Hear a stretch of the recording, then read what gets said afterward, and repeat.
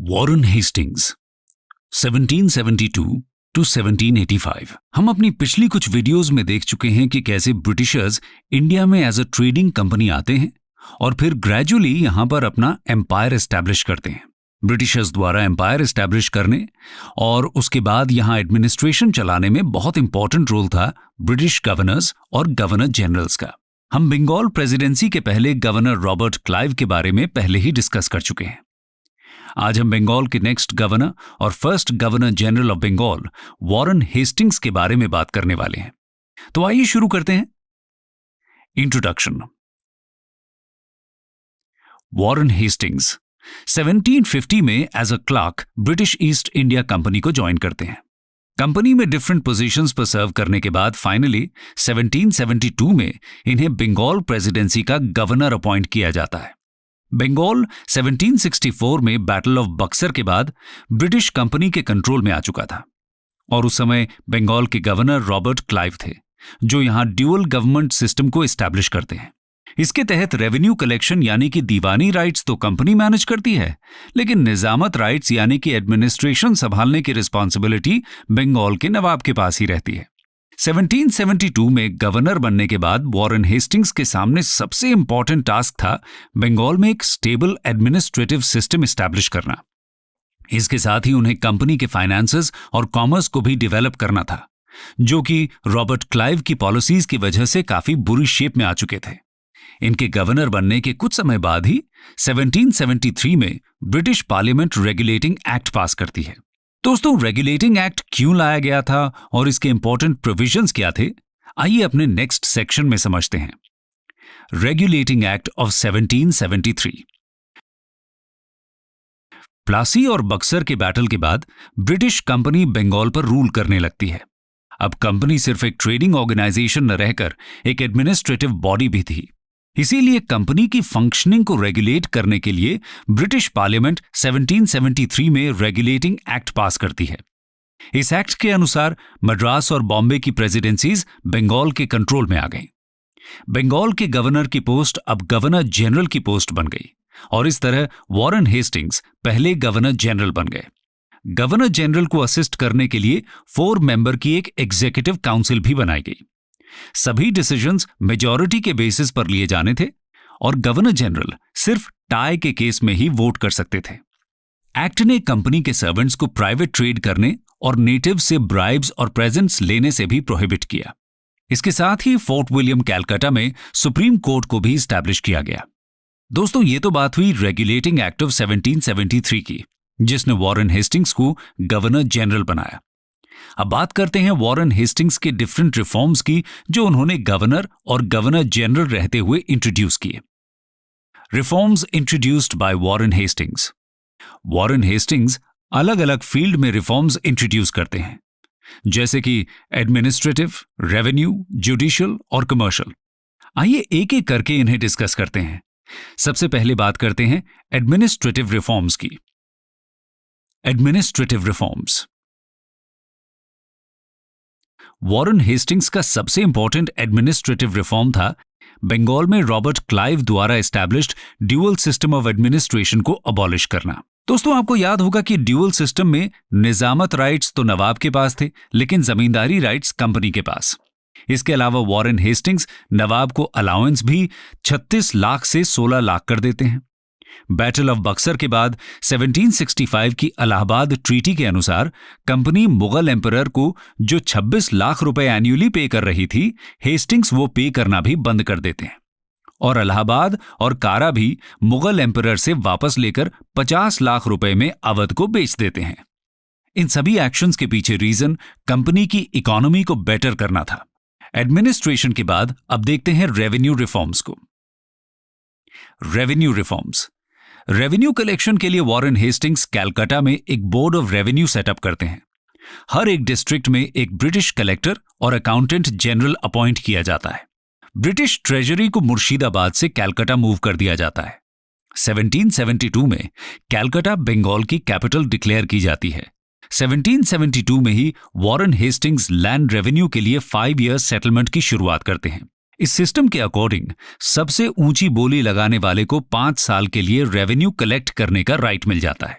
इन्हें revenue farmers बोला जाता है। लेकिन यह सिस्टम फेल हो जाता है क्योंकि बोली लगाने वालों को लैंड में कोई इंटरेस्ट नहीं होता था, वो सिर्फ स्पेक्युलेटर्स थे और इसलिए वो कल्टीवेटर्स से ज्यादा वसूल करने की कोशिश करते थे। इसके अलावा लैंड को ओवर एसेस भी किया गया था और स्टेट की डिमांड बहुत हाई रखी गई थी। इसके ऊपर से कलेक्शन का मेथड बहुत हार्श था। कंपनी के कलेक्टर्स रेवेन्यू फार्मर्स को हरेस करते थे। इन सभी रीजंस की वजह से रेवेन्यू फार्मर्स पर काफी ज्यादा बकाया हो जाता है और बहुत लोगों को डिफॉल्ट के लिए अरेस्ट भी किया जाता है। 1776 में जब 5 ईयर सेटलमेंट एक्सपायर हो जाता है तब वॉरेन हेस्टिंग्स 1 ईयर सेटलमेंट करते हैं। इस बार सेटलमेंट के लिए प्रेफरेंस जमींदार्स को दी जाती है और इन्हीं रिफॉर्म्स से सीख लेकर next governor general Lord Cornwallis के रेवेन्यू रिफॉर्म्स एक स्टेप आगे होते हैं, जिनके बारे में हम अपनी नेक्स्ट वीडियो में डिस्कस करेंगे। तो ये तो थे वॉरेन हेस्टिंग्स के रेवेन्यू फील्ड में एक्सपेरिमेंट्स। आइए अब बात करते हैं उनके जुडिशियल रिफॉर्म्स की। Judicial reforms. दोस्तों, रेवेन्यू रिफॉर्म्स में तो वॉरेन हेस्टिंग्स को ज्यादा सक्सेस नहीं मिली, लेकिन उनके जुडिशियल रिफॉर्म्स जरूर सक्सेसफुल होते हैं। वॉरेन हेस्टिंग्स का सबसे पहला जुडिशियल रिफॉर्म होता है जमींदार्स की जुडिशियल पावर्स को खत्म करना। 1772 में वॉरेन हेस्टिंग्स डिस्ट्रिक्ट लेवल पर दीवानी अदालत और फौजदारी अदालत सेटअप करते हैं। दीवानी अदालत को कलेक्टर यानी कि यूरोपियन ऑफिसर प्रिसाइड करता था और फौजदारी अदालत को इंडियन जज। इसके अलावा दीवानी अदालत में हिंदूज का केस हिंदू लॉज के अकॉर्डिंग डिसाइड होता था और मुस्लिम्स का मुस्लिम लॉ के अकॉर्डिंग। लेकिन फौजदारी अदालत में सभी का डिसीजन मुस्लिम लॉ के अकॉर्डिंग ही होता था। डिस्ट्रिक्ट कोर्ट्स के डिसीजन के अगेंस्ट अपील के लिए कैलकाटा में सदर दीवानी अदालत और सदर निजामत अदालत भी सेटअप की गई थी। इसके अलावा वॉरेन हेस्टिंग्स मुस्लिम्स और हिंदू लॉज को कोडिफाई करने की कोशिश भी करते हैं। 1776 में हिंदू कोड का एक English translation code of Gentoo laws के नाम से पब्लिश भी हो जाता है। दोस्तों, ये थे वॉरेन हेस्टिंग्स द्वारा इंट्रोड्यूस किए गए जुडिशियल रिफॉर्म्स। अब लास्ट में उनके कुछ कमर्शियल रिफॉर्म्स को भी जान लेते हैं। Commercial reforms. Warren Hastings Bengal के इंटरनल ट्रेड में बॉटलनेक्स को क्लियर करने के लिए कुछ स्टेप्स लेते हैं। सबसे पहले वो जमींदारीज में चल रहे अनेक कस्टम हाउसेस को सप्रेस करते हैं। अब सिर्फ 5 कस्टम हाउसेस मेंटेन किए जाते हैं, कैलकाटा, हुगली, मुर्शिदाबाद, ढाका और पटना में। हेस्टिंग्स दस्तख्त के मिसयूज को भी चेक करते हैं। ड्यूटीज को कम करके 2.5% कर दिया जाता है और ये इंडियंस और यूरोपियंस दोनों पर ही लगाई जाती हैं। इसके साथ ही ये कंपनी सर्वेंट्स के प्राइवेट ट्रेड पर भी रिस्ट्रिक्शंस लगाते हैं। दोस्तों, वॉरेन हेस्टिंग्स के रिफॉर्म्स की तो बात हो गई। आइए अब उनके टाइम पीरियड के कुछ अदर इंपॉर्टेंट इवेंट्स पर भी एक नजर डालते हैं। Important events during Warren Hastings period 1772 to 1785। Warren Hastings के 13 साल के कार्यकाल में बहुत से इंपॉर्टेंट इवेंट्स हुए थे। एक एक करके उनको डिस्कस करते हैं। सबसे पहला इंपॉर्टेंट इवेंट था 1774 में होने वाला फर्स्ट रोहिला वॉर। आइए इसको डिटेल में समझते हैं। First Rohilla war.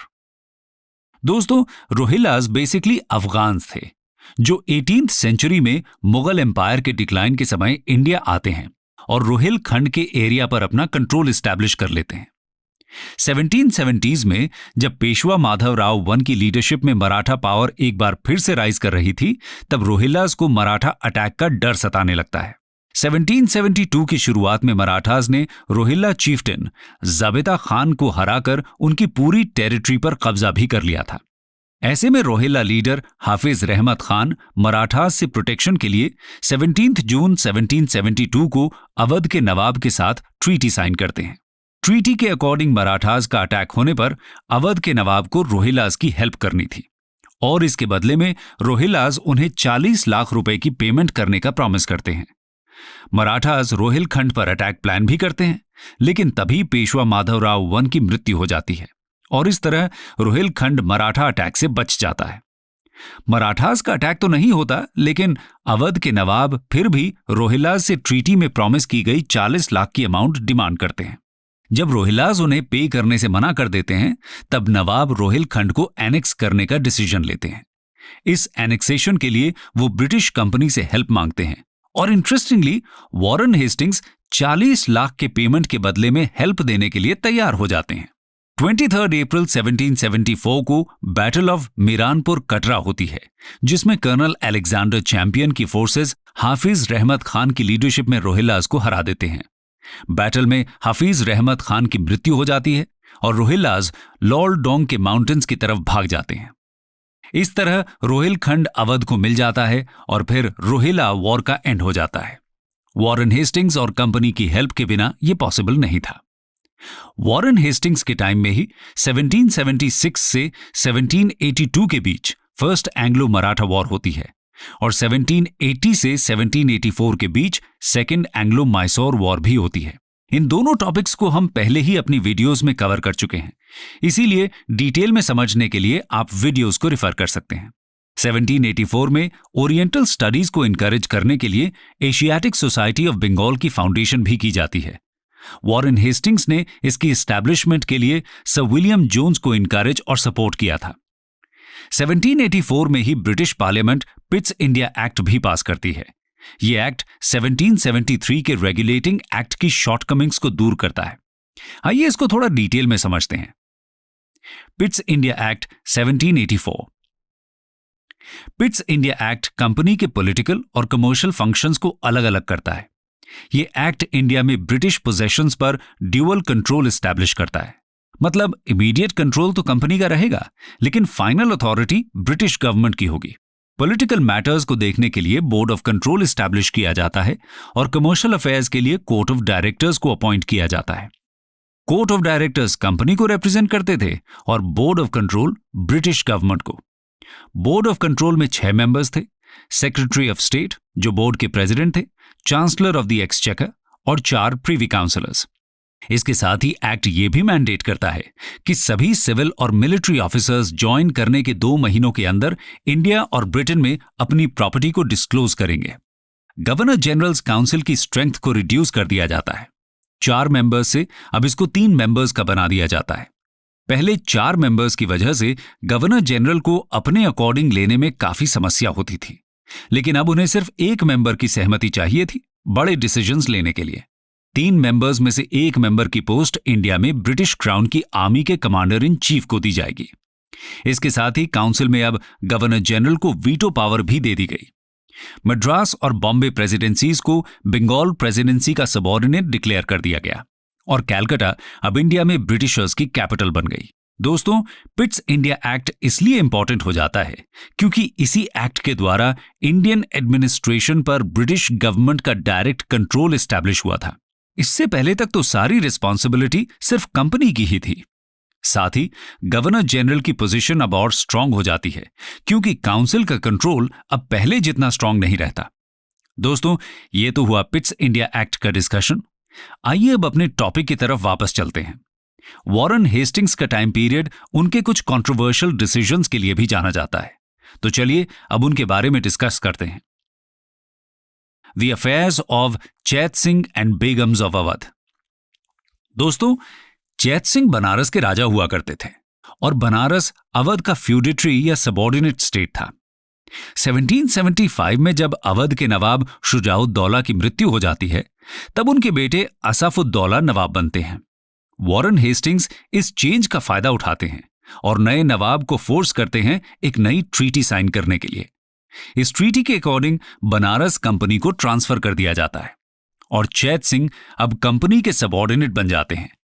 ट्रीटी में एक प्रोविजन यह भी था कि चैत सिंह कंपनी को 22 लाख रुपए एनुअली पे करेंगे और इसके अलावा उनके ऊपर और कोई डिमांड नहीं रखी जाएगी।